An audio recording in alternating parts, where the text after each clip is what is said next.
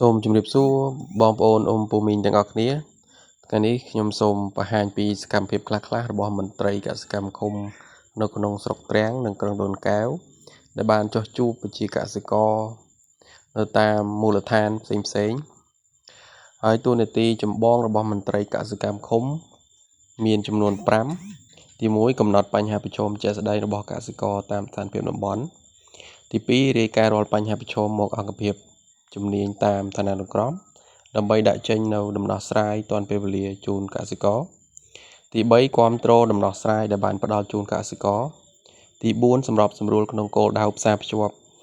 និងពង្រឹងសហគមន៍កសិកម្មក្នុងខ្សែច្រវាក់ផលិតកម្មទៅកាន់ទីផ្សារនិងទី5ប្រមូលស្ថិតិកសិកម្ម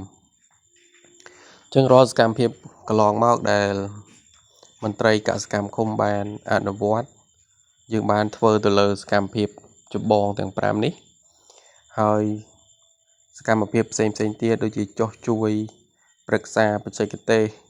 ការដាំដុះប្រភេទបន្លែមានបន្លែស្លឹកទាំងបន្លែផ្លែបច្ចេកទេសទាក់ទងជាមួយនឹងដំណាំស្រូវតាំងពីការប្រើប្រាស់ជីការប្រើប្រាស់ថ្នាំការថែទាំផ្សេងគឺមន្ត្រីកសិកម្មឃុំបានចុះជួយកសិករជាប្រចាំមិនថាពេលវេលាណាទេសំខាន់ឲ្យតែកសិករគាត់